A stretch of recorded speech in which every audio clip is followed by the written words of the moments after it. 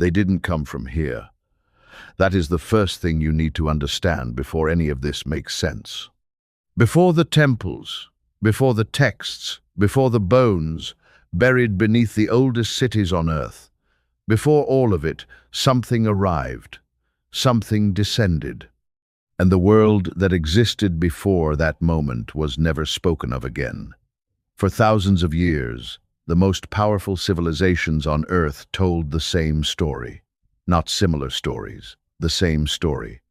Different languages, different continents, different centuries. And yet, at the center of every one of them, there is a figure or a group of figures who came from above, who shaped the clay of the earth, who breathed something into the creature they fashioned and then watched it rise and look back at them with new eyes. Most people have heard fragments of this. A word here, a myth there. But the complete picture, the one that emerges when you lay every ancient text side by side and follow the thread wherever it leads, that picture is something far older, far darker, and far more unsettling than anything you were taught to believe. This is not mythology. This is not allegory. This is a record. And it begins in a place called the Fertile Crescent in the dry, sun-scorched land between two great rivers, where the oldest written civilization in human history pressed the memory of their origins into wet clay and left it there for us to find. The name is Sumer. And what was discovered there changed everything we thought we knew about the beginning of the human story. In the mid-19th century, archaeologists excavating the ruins of ancient Mesopotamia in what is now modern Iraq began pulling tablets from the earth, thousands of them, tens of thousands, clay tablets covered in a script unlike anything they had seen before. A wedge-shaped writing system now known as cuneiform, one of the earliest forms of written language ever recorded.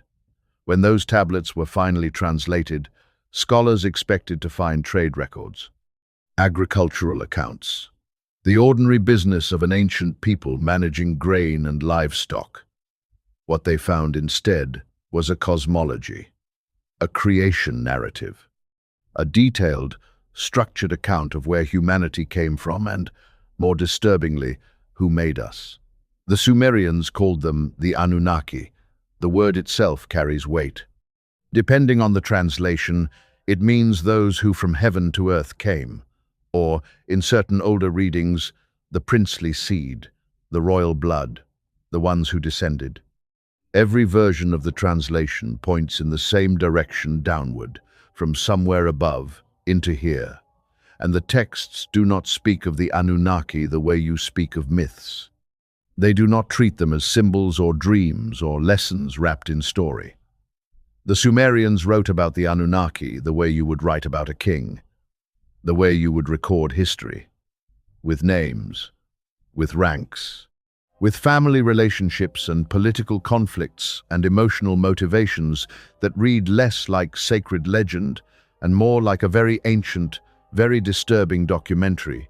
The Anunnaki, according to the Sumerian texts, numbered in the hundreds. They were not a formless divine presence. They were not spirit. They were physical. They had bodies. They ate and drank. They grew angry and jealous. They made decisions born out of ambition and fear and something that looked uncomfortably like self-interest. At the top of their hierarchy stood a figure called Anu. He was their king, their father. The Lord of the Heavens, though, heavens, in the Sumerian sense, did not mean a spiritual realm. It meant the sky, the cosmos above, the place from which they had come. Below Anu were two sons who would become the central figures in everything that followed. The first was Enlil, the commanding, authoritative, often wrathful administrator of the earth, the one who would be remembered in later traditions as the god who brought the flood, the one who looked at humanity and, in certain dark moments, appeared to deeply regret its creation. The second son was Enki, and Enki is where the story becomes something else entirely. Enki was brilliant. He was the Anunnaki's master of science, of genetics, of what the texts describe as the me, a word that scholars have translated in different ways, but which seems to refer to the fundamental principles of civilization itself. Enki knew how living things were made. He understood the code beneath the flesh, and it was Enki who would eventually be responsible for the existence of every human being alive today. But before we reach that moment, before we arrive at the act of creation itself, we need to understand why it happened. Because the Anunnaki didn't create humanity out of love. They didn't create humanity out of loneliness or divine inspiration or some cosmic impulse toward generosity. They created humanity because they needed workers. The Sumerian texts describe a time before humans existed when the Anunnaki themselves labored on this planet. They had come here, the texts strongly suggest, for resources, specifically for gold. The reasons given for why they needed gold vary across different scholarly interpretations, but the texts are unambiguous about the scale and brutality of the work. The Anunnaki dug. They excavated. They built canals and worked the mines of a planet that was not their own, and they did it for so long that eventually they revolted. The lower-ranking Anunnaki, the ones called the Igigi, the ones who carried out the physical labor, laid down their tools. They marched. They burned their equipment. They surrounded the house of Enlil in the night and demanded that the work stop. The crisis was real. The hierarchy was threatened. And it was in this moment of institutional desperation that Enki proposed his solution. He would create a being that could do the work, a primitive worker, a creature intelligent enough to follow instructions, strong enough to endure the labor, but, and this is the part that the texts circle around, with a kind of cold deliberateness, not so intelligent that it would eventually ask questions, not so powerful that it could not be controlled. The word the Sumerians used for this created being was Lulu. It means, with a kind of unflinching directness, mixed one, a hybrid. And so Enki and his half-sister, the goddess Ninhursag, began their work. The texts describe a process of combining, of taking what already existed in nature, the early hominids already present on the earth, and introducing something new into the genetic sequence. The clay that appears in so many creation myths may not have been metaphorical at all. It may have been a description imperfect, translated through 10,000 years of cultural distance of a biological process that the people recording it had no other language to name. The experiments, according to the texts, did not go smoothly at first. There were failures, creatures that could not speak, could not hold themselves upright, could not survive. The tablets describe them with a matter-of-fact detachment that is, in its own way, more disturbing than outrage would be. Enki and Ninhursag kept working. They adjusted. They tried again. And then they succeeded. The being that emerged from that process was placed in the garden, a word that appears with striking consistency across nearly every cultural memory of this event. The garden, the enclosed place, the walled space where the new creation was first observed, first tested, first contained. The Sumerians called this place the Edin. You have heard that word before, even if you did not recognize its origin. The Edin was not a paradise in the romantic sense. It was, by the logic of the texts, more of a supervised environment, a place where the new workers could exist under observation before being deployed, before being given to the Anunnaki who needed them, in the mines, in the fields, in the construction of the great stone platforms, the ziggurats that rose from the Mesopotamian plains and reached toward a sky from which their creators had once descended. And here is where the story becomes something that no amount of academic distance can fully neutralize. Because the texts describe a very specific restriction placed on the workers in the Edin. They were not to eat from a particular source, not to access a particular kind of knowledge, the knowledge of how to reproduce on their own. The original humans, according to the Sumerian account, were created sterile. They could not multiply without Anunnaki intervention. Every new worker had to be produced by Enki and Ninhursag through their process. The workforce was controlled at its source. The population could never grow beyond what the Anunnaki permitted, until Enki changed his mind. This is the part that the later traditions remembered as a transgression, a rebellion, a fall. But look at it from the inside of the Sumerian account, and something different emerges. Enki gave humanity the ability to reproduce.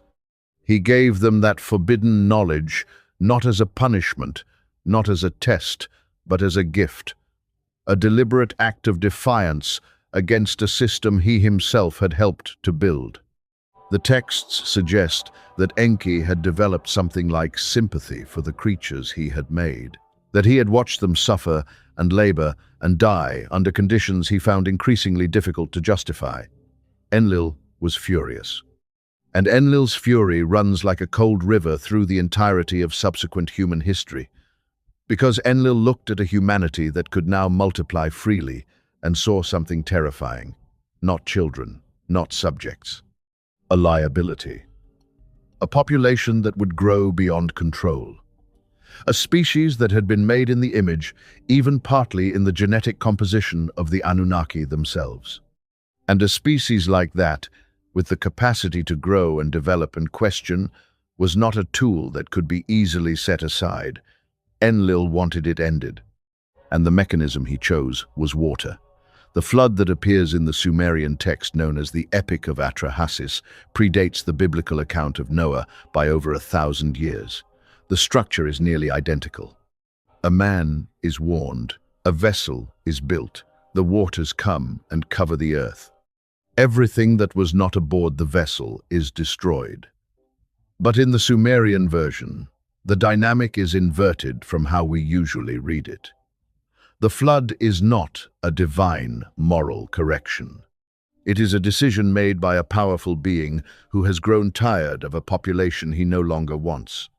And the man who is warned Atrahasis, or in the later Babylonian version, Utnapishtim, is warned not by the god sending the flood, but by the god who created humanity in the first place.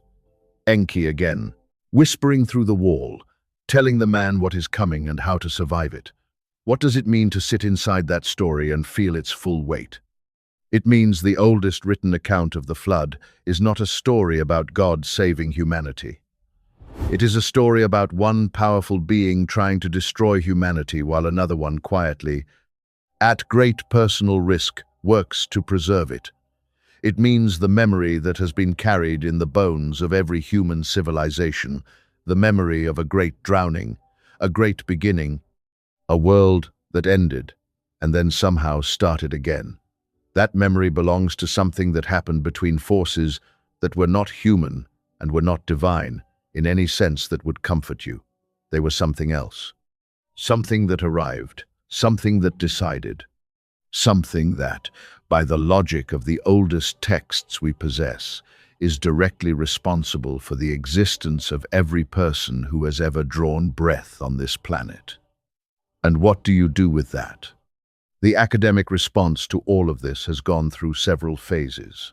For most of the 20th century, the Anunnaki texts were treated as mythology, as elaborate religious storytelling that illuminated the psychology of an ancient people but could not be taken as literal history.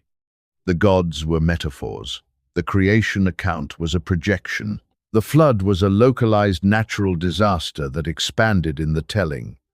Then the work of scholars like Zecharia Sitchin, controversial, aggressively contested, but impossible to simply dismiss, reintroduced the question, what if the Sumerians meant what they wrote?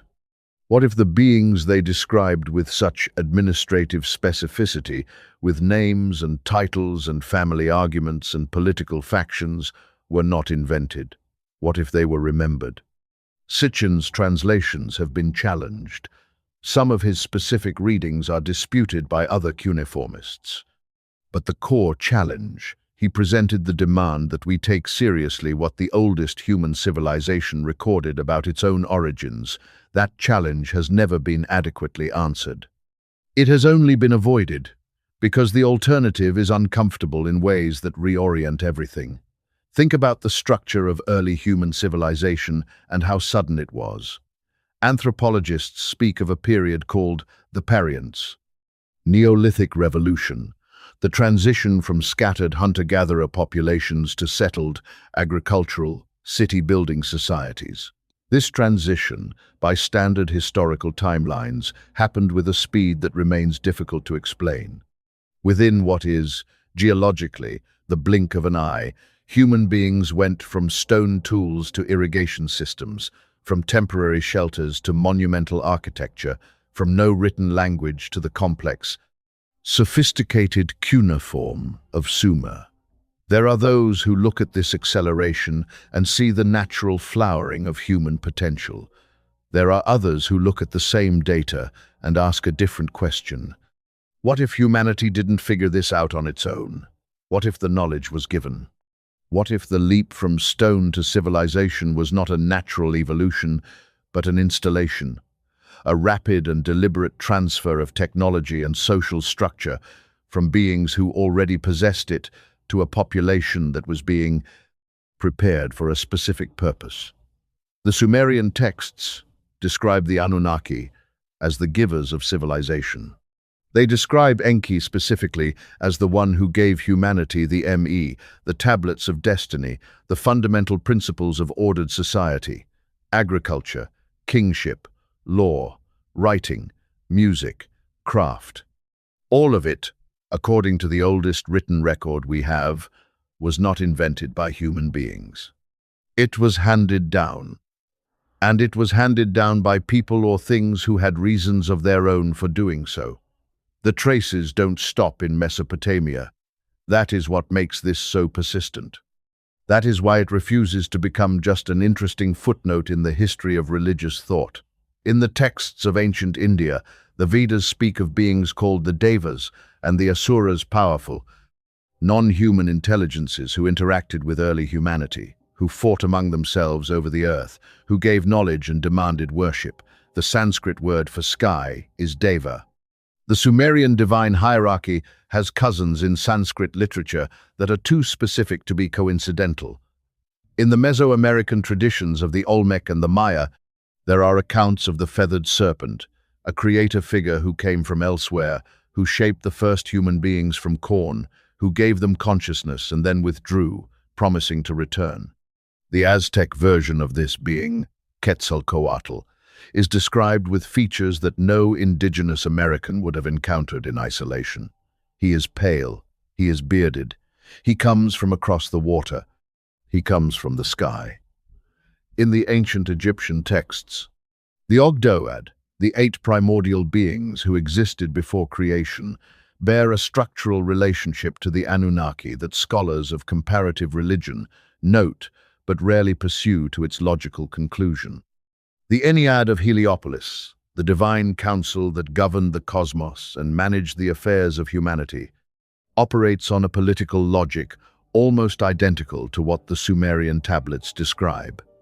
Everywhere the records point, there are beings who preceded us, beings who made decisions about us, beings who, for reasons the texts only partially explain, were eventually no longer present in the same direct way, but who left behind a memory so powerful that every major civilization in human history built its entire spiritual architecture around the fact of their former presence. They are gone now, or they are hidden.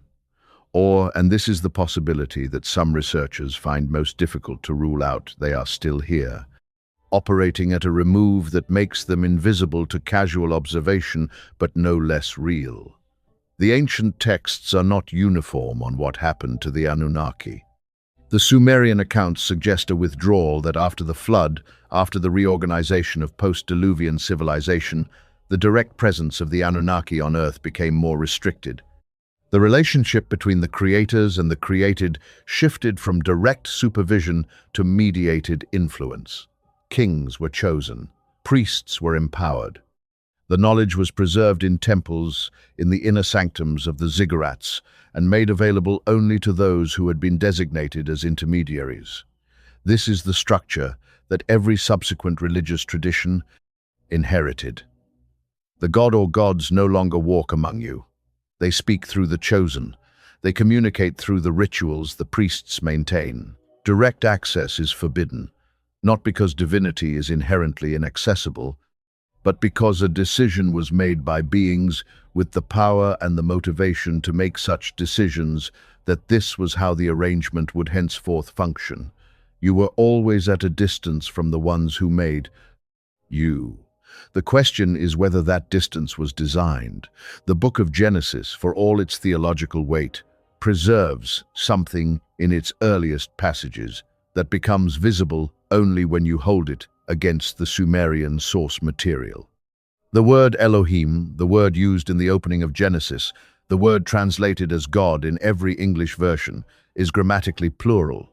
It means, in its original Hebrew construction, gods. Not God, gods. In the beginning, gods created the heaven and the earth. And when those same Elohim say, "Let us make man in our image, after our likeness," the plural is not rhetorical. It is not a royal we. Scholars have wrestled with this grammatical structure for centuries, producing explanations ranging from the convincing to the desperate. The most straightforward reading, the one that requires no theological gymnastics, is that this is a record of a council, a group, multiple beings, deliberating together, making a shared decision about what kind of creature to create, which is, almost exactly, what the Sumerian texts describe. The Nephilim of Genesis, the giants, the mighty ones, the sons of God who came into the daughters of men, are another trace. Another place where the older memory pressed through the surface of the later text. The word Nephilim shares a root with the verb to fall, to descend, the fallen ones, those who came down. From where? From the same sky that the Anunnaki descended from. You are not reading this in a vacuum. You are a human being, a specific, unlikely arrangement of biological matter that, by any honest reckoning, arrived in the fossil record with suspicious speed and inexplicable sophistication. You have a brain that is, by standard evolutionary logic, almost comically over-calibrated for the survival needs of the environment you evolved in. You have a capacity for abstract thought, for symbolic reasoning, for spiritual longing, that no purely naturalistic account of selection pressure has ever satisfactorily explained. You are, in the language of the oldest records, a mixed one, a being made from what was already here and something that was introduced, something that made you more than you might otherwise have been. And whether that something was a genetic intervention by physical beings who came from elsewhere, or whether it was a spiritual event of a completely different kind, the result is the same. You are here. You are conscious. You carry inside you the full weight of a history that has been systematically obscured, misattributed, and buried under layers of institutional religion, academic convention, and cultural inheritance that was never designed to lead you to the truth. The Sumerians wrote it down. The Babylonians preserved it. The Egyptians encoded it in stone. The Vedic seers chanted it in Sanskrit. The Maya carved it into jungle temples.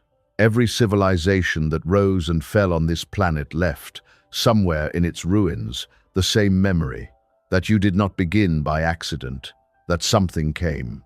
That something decided. That something made you for a purpose, and that the nature of that purpose, and the identity of those who held it, are the most important questions a human being can ask. And here is where you have to sit still for a moment, because this is not just an ancient mystery. This is not just a puzzle for archaeologists and historians and scholars of comparative religion.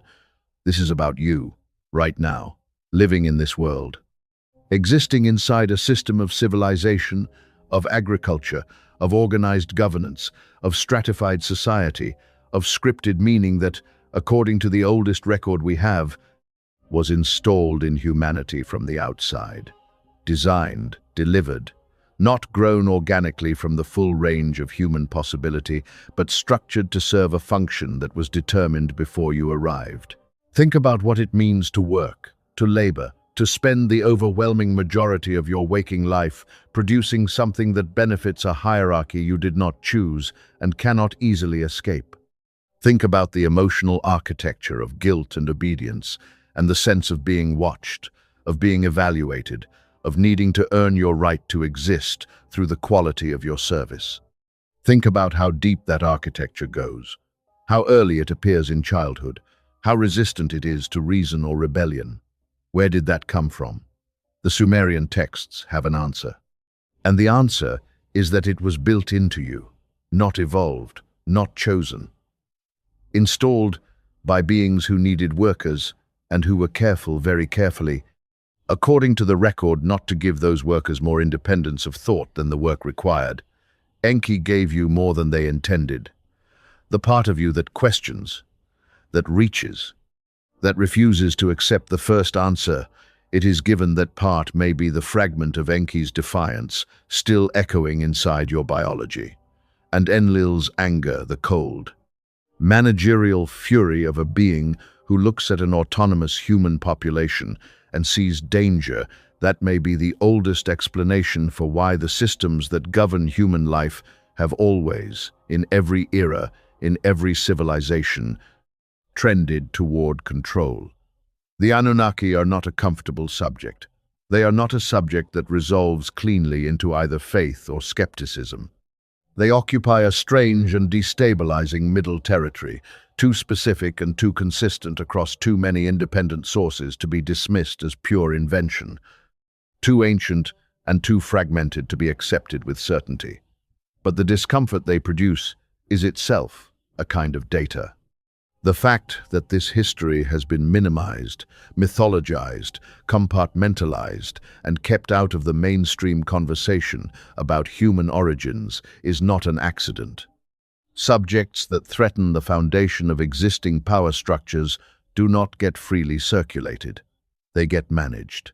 What we are doing here is refusing to let it be managed any further. This is episode 1, the beginning of a much longer excavation. We have named the Anunnaki. We have outlined the structure of the Sumerian account. We have traced the echoes that appear across every major ancient civilization. And we have asked the question that every honest person who encounters this material eventually arrives at. What if they were real? What if the story that every culture on Earth preserved in its deepest traditions, the story of beings who came from above, who shaped humanity, who gave us civilization and language and law, and then withdrew into the background? What if that story is not metaphor? What if it is memory? And if it is memory, if somewhere beneath the mythology and the theology and the academic convention, there is a literal history that has been obscured but never entirely erased, then what does that make you? Not a child of chance, not an accident of evolution, not the product of a blind and indifferent universe stumbling toward complexity. Something made, something shaped, something intended. The question is whether the intention was entirely benevolent, and whether those who intended it are as absent as they appear. That question does not end here. It never really ends. It only deepens, and we are only beginning to descend.